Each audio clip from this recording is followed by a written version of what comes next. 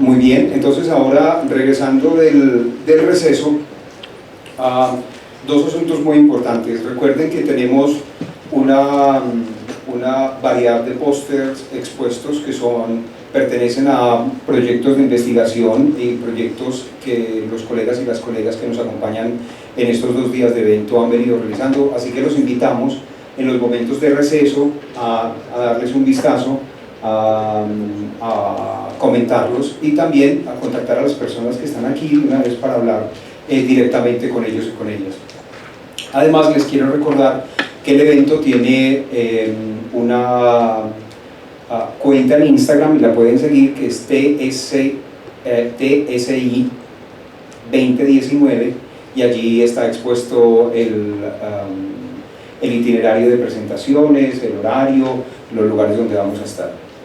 Hoy estaremos todo el día aquí en el bloque 38, en este auditorio 110, y mañana estaremos en el bloque 19, en el bloque de ingenierías. Entonces, para continuar con nuestro programa, me gustaría invitar a la profesora Laura Zavala, profesora del Departamento de Negocios Internacionales de la Universidad de AFIP, quien nos va a compartir su ponencia A Farewell to Arms, y ella les va a explicar de qué se trata. Entonces le damos la bienvenida a la profesora Laura Zavala.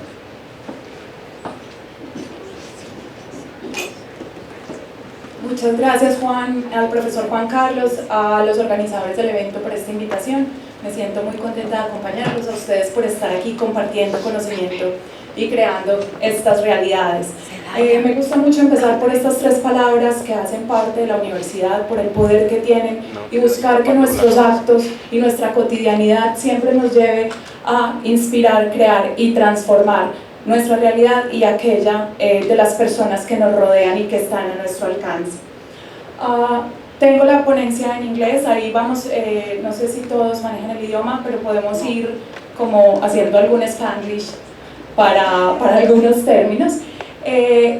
Agradecerle a la doctora María Cecilia Plested por su ponencia, porque creo que tenemos una conexión interesante a partir de esa cortina de humo que mencionaba por el Premio Nobel de Paz, y cómo debemos ver este proceso en clave de no repetición.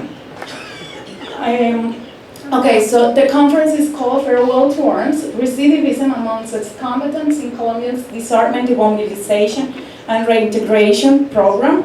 Habla sobre el desarme, la desmovilización y la reintegración. Es un estudio que hice para la desmovilización de las AUC en el periodo 2006-2009. Hoy en día sabemos que está cambiando el proceso de reintegración a partir del proceso de paz con las FARC, y ya no hablamos de reintegración sino de reincorporación, porque a través de esa creación de realidades con diferentes narrativas, entonces ya no se habla de desmovilizados porque no se desarmaron sino que dejaron las armas, y no se habla de excombatientes sino de personas en proceso de reincorporación. Pero entonces voy a hacer referencia específicamente a esta parte de lo que ha sido el programa de reintegración. So, in a complex conflict such as the one in Colombia, in which guerrilla groups, drug lords, paramilitaries, and the government all struggle to gain power, analyzing individual strategies provides insight into the evolution of the peace process. The Colombian conflict through history features most of the elements which are present in conflict resolution, such as power sharing, amnesty, truth and reconciliation, peace process, demobilization, reintegration, and even decentralization of the state. These have been applied to the case, yet none of them have worked to reach peace successfully. Violence has been renewed, and ex-combatants have taken arms again under the same factions or by joining a new illegal armed group. So today we're going to talk about what disarmament, demobilization, and reintegration means. I'm going to provide a theoretical framework on these 3 concepts which frame the study in terms of renewed violence, the greed versus grievances debate as one of the root causes of recidivism and recidivism as itself. And I'm going to talk a little bit about the Colombian case, the analysis of the AUC DDR program between 2006-2009, and the findings from the data observation in terms of grievances and civil society networks, and the importance of this element in terms of the, avoiding or stopping recidivism. So, since the late 80s, DDR programs have been implemented by different international organizations as the main strategy to stabilize countries torn out by civil wars, to establish the base of economic, political, and social development, thus reducing incentives for conflict recurrence. The definitions available in the literature on what disarmament, demobilization, and reintegration means and what activities constitute them are aligned and similar across academics and policymakers. The most compelling definition is this one offered by the United Nations Department of Peacekeeping Operations, which defines disarmament as the collection, control, and disposal of light weapons and arm management programs in a post-conflict context. Demobilization is defined as a planned process by which the armed forces either downsize or is completely disbanded, and the former combatants and their families establish themselves in a civilian environment with reinsertion assistance, which often includes psychological orientation, food assistance, health and education support, and a cash allowance. Finally, reintegration is the process whereby former combatants and their families are integrated to the social, economic, and political life of civilian communities. Thus, the public policy agenda of reintegration in Colombia have been closely linked to the international mandate of DDR programs, which take the process in an homogeneous way without considering the unique aspects of demobilized persons in terms of their group of origin, gender, race, among others. And I believe in terms of the reincorporation and normalization program, this has been a lesson learned, and they have tried to make a more personalized process according to the profile of the combatants. So the Colombian conflict is a long-lasting and complex one.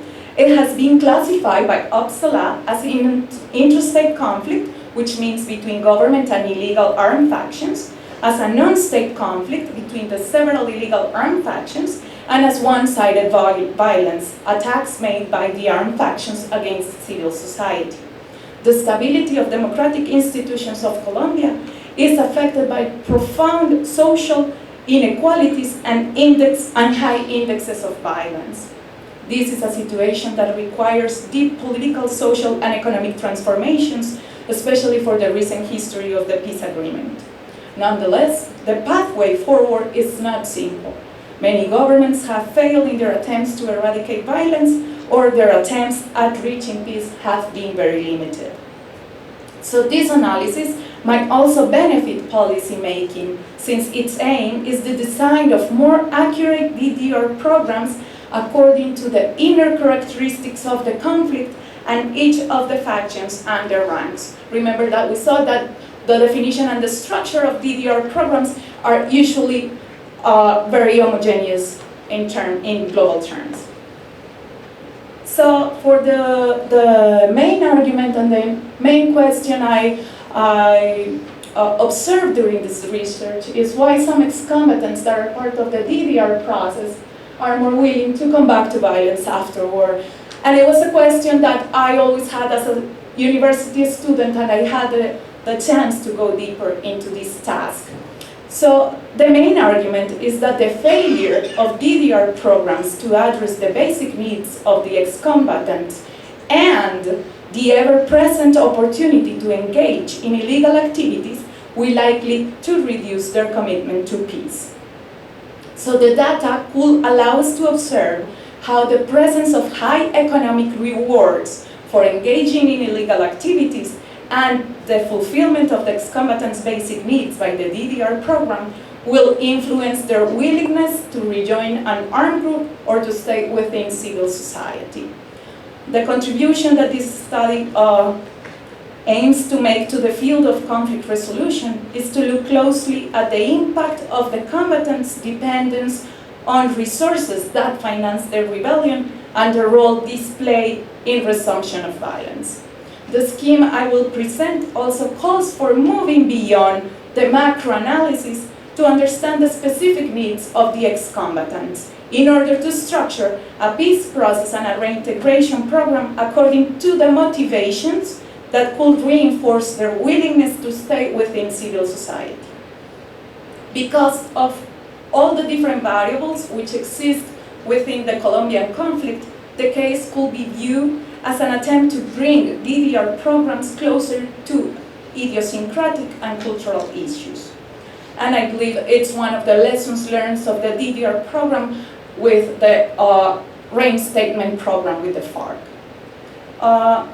In the report, Breaking the Conflict Trap by the World Bank, stated that once a rebellion has started, appears to develop a momentum of its own. Getting back to peace is really hard, and even when peace is reestablished, it is often fragile. The typical country reaching the end of a civil war faces around 44% risk of returning to conflict within 5 years, which is really high in a really short period of time. So the task and the challenges are enormous. So as I mentioned, we're going to talk about this theoretical framework in terms of renewed violence.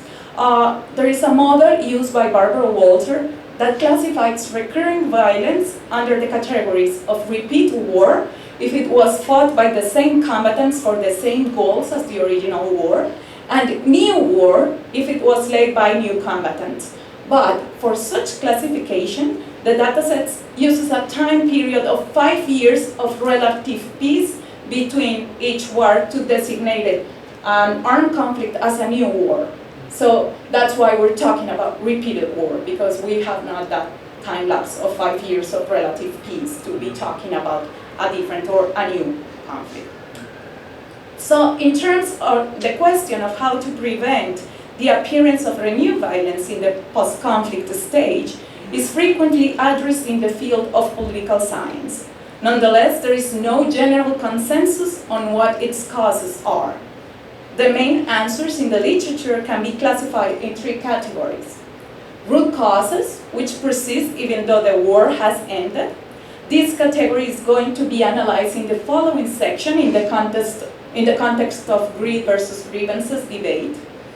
The second point, it includes renewed violence pursued by those standing on the losing side of the conflict, because these actors aim to restore their economic, political, and social interests by returning to violence.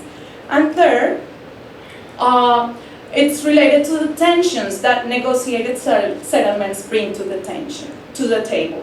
The first tension is the security dilemma. The second tension rises from the transition to democracy. And the third one is related to the peace versus justice debate. Other scholars have connected the onset, duration, and intensity of the conflict to the rebel control of natural resources to finance the rebellion, like Collier and Hoffler, Clare, Ross, Ferron, and Weinstein. This last tendency shaped the economic turn in the analysis of civil wars and prepared the scenario for the greed and grievances dichotomy in the field of political science. So what theory says as a framework is that the greed and grievances dichotomy is well framed as root causes or motivation of conflict that may appear once the war is over, if the living conditions of the population have not been improved. Grievances are often causes of renewed violence. They might be embedded in social, political, and economic inequalities resulting from the war, which are not resolved immediately during the post-conflict scenario. In the same way, greed is referred as the explanations for continued violence based on economic motivations, such as land conflict, for example. Land scarcity, therefore, leads to serious hostilities over property rights and exploitation. We see that nowadays. It also leads to the exploitation of natural resources. The presence of lootable and marketable commodities, such as diamonds, gold, or drugs, is one of the main determinants of civil war outbreak or duration. And according to Collier and Hoffler, the opportunities for financing rebellion, especially the economic viability, have a high explanatory power in rebellion. So one may think that in the Colombian case, resources coming from the drug traffic are a profitable opportunity to finance rebellion, which may open the path towards the conflict trap of renewed violence.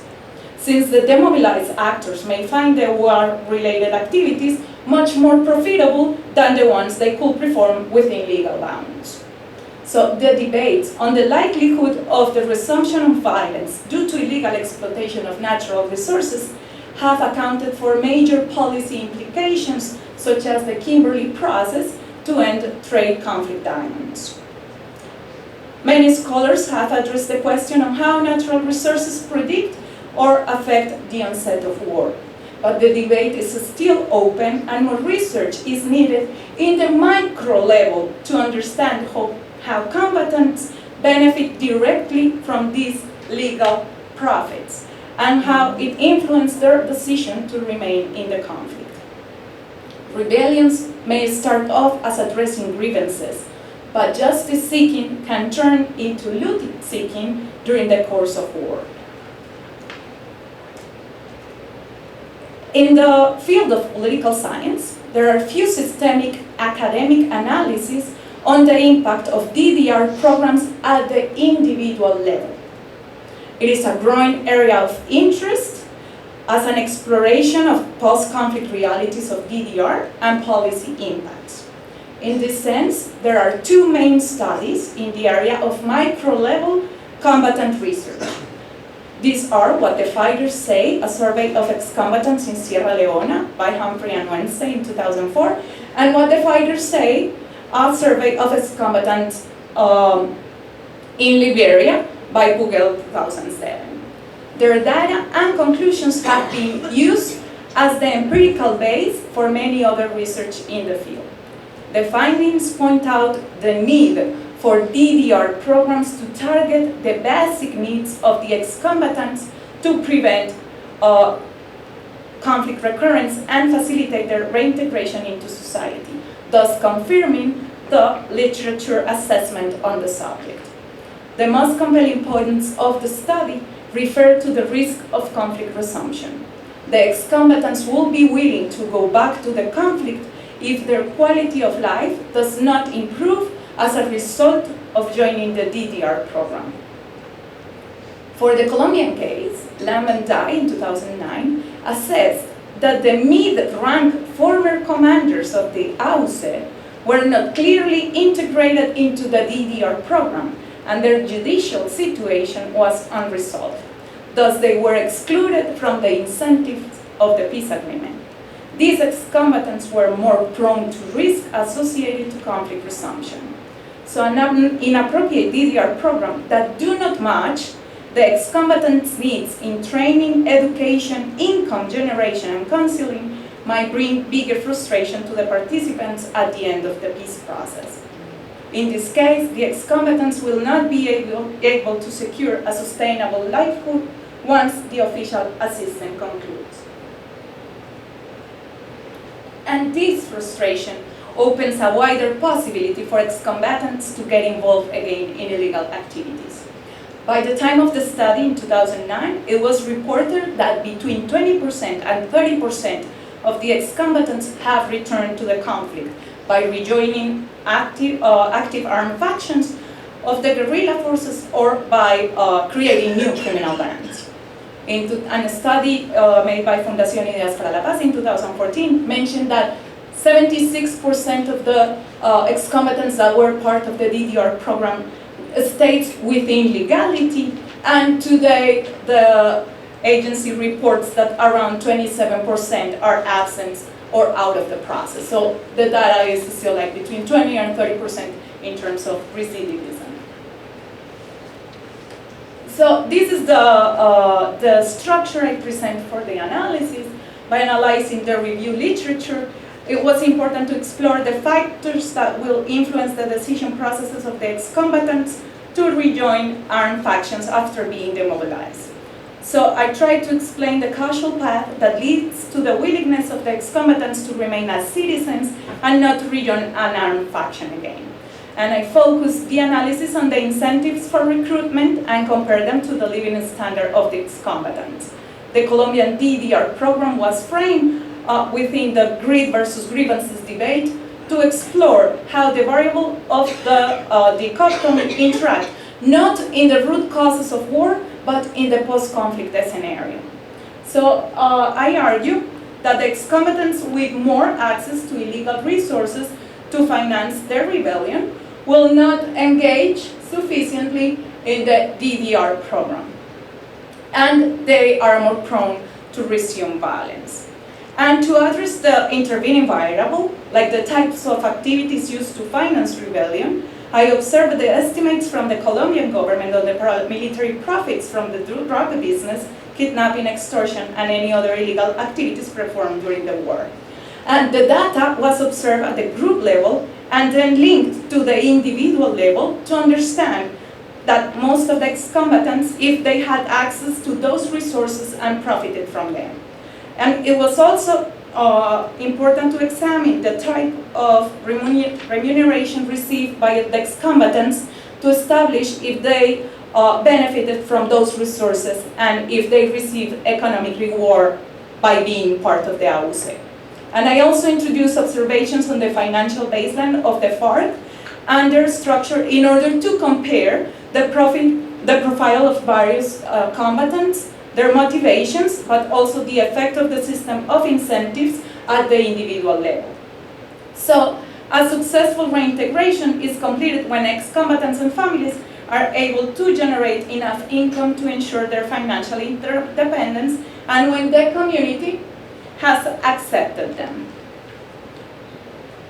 Okay, so in order to complement my hypothesis, I also suggest that the DDR failure to address the basic needs of the ex-combatants will facilitate the resumption of violence.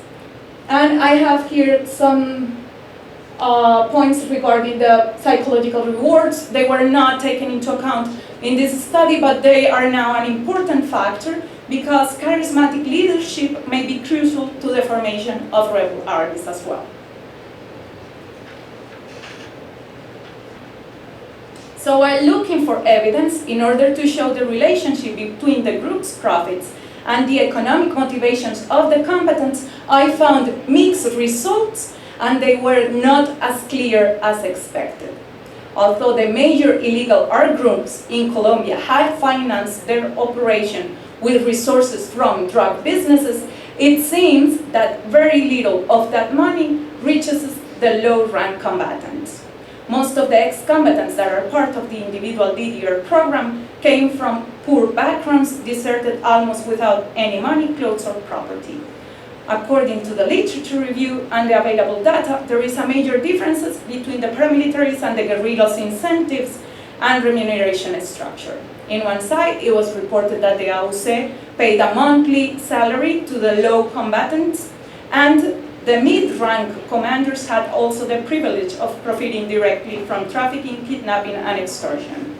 On the others, so in this scenario, by the time of paramilitary recruitment, people could expect an improvement of their living conditions and better socioeconomic opportunities if they joined the armed group. Thus, economic motivations could clearly be the trigger for enlistment. On the other side, according to different sources, the FARC did not pay its members, and the resources from illegal activities went to the organization. Any looting from individual gains seemed to be punished.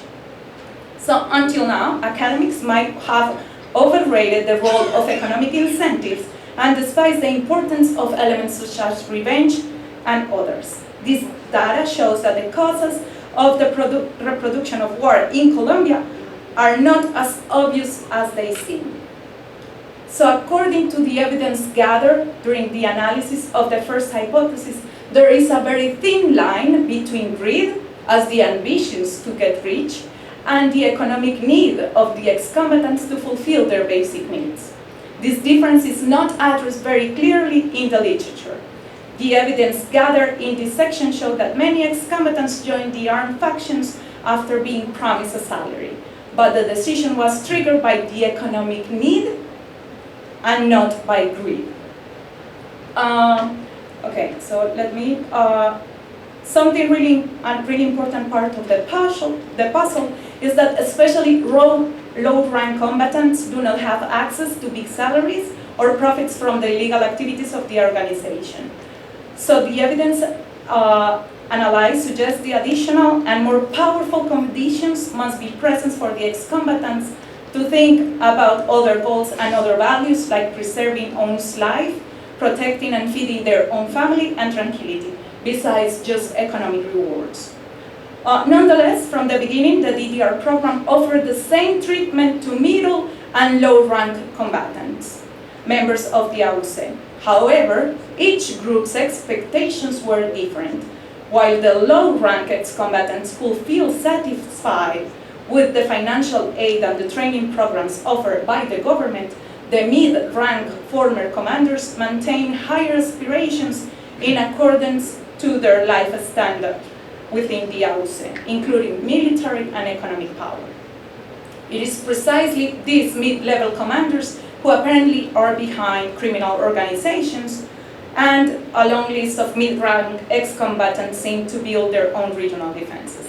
In this case, the failure of the DDR program to address mid-rank ex-combatants' needs has probably affected their willingness to rejoin the conflict.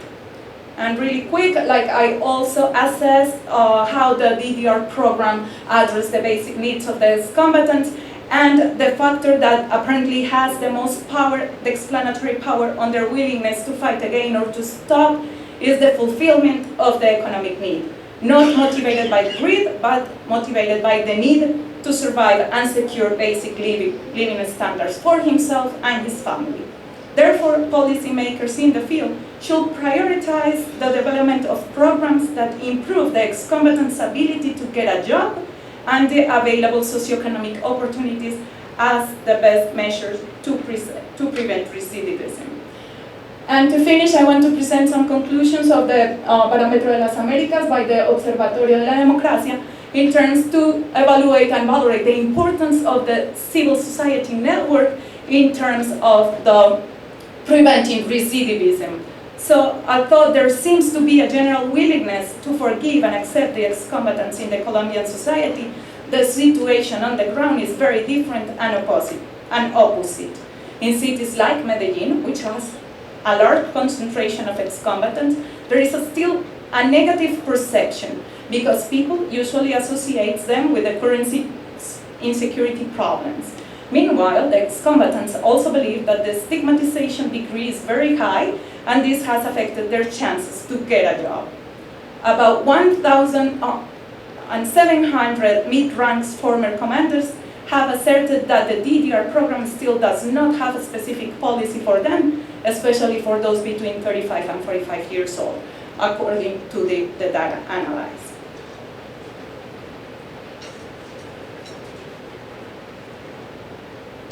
So there are some data. Si tiene actitudes hacia excombatientes desmovilizados como vecino, vemos que hay una polarización entre quien no tiene problemas, estamos como miti-miti.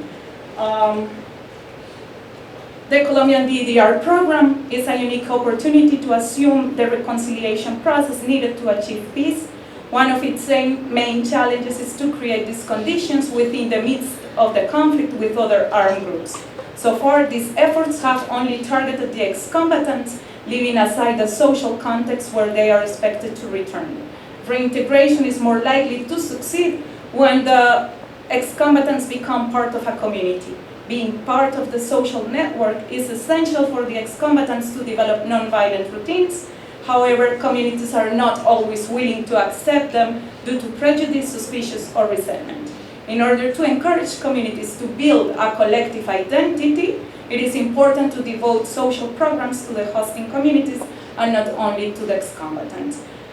And cuando yo era estudiante universitaria hace muchos años, en clase se me preguntó, en una clase muy interesante y que respeto mucho, si yo en el futuro dejaría que mis hijas fueran a jugar a la casa de una familia de la comunidad LGTBI, porque era un tema que todavía había que superar. Hoy la pregunta que les dejo para cerrar es a ustedes si dejarían ir a sus hijos a jugar en la casa de una familia de excombatientes. Y así es como construimos realidades y comunidad.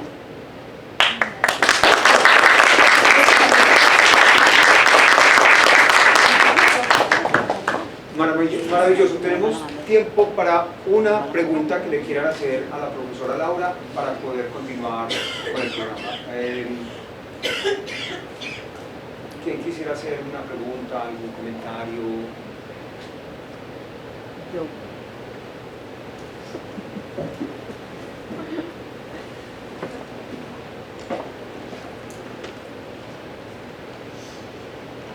Muchas gracias, es un tema muy complejo y muy interesante y muy actual. Es como un interrogante.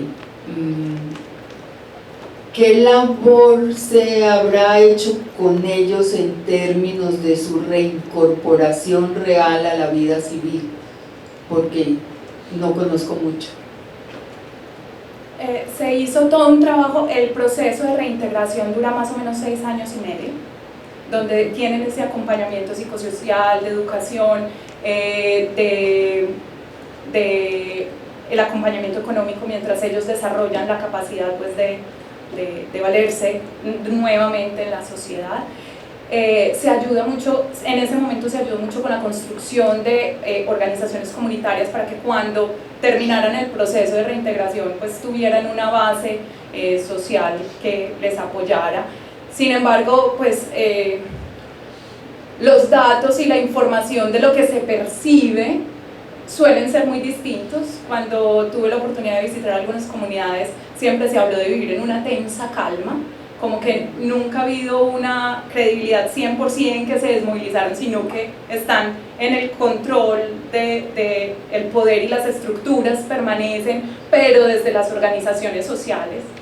Entonces siempre va a haber ahí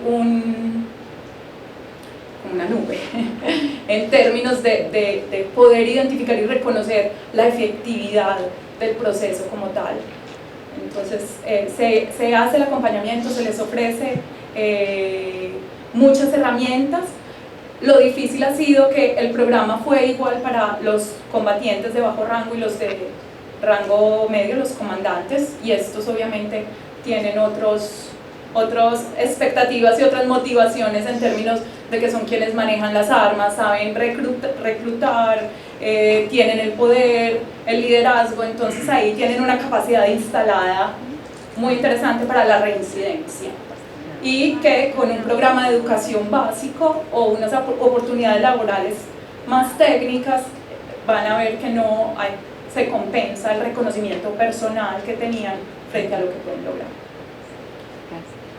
Muchísimas gracias. Gracias, Juan, muchas gracias.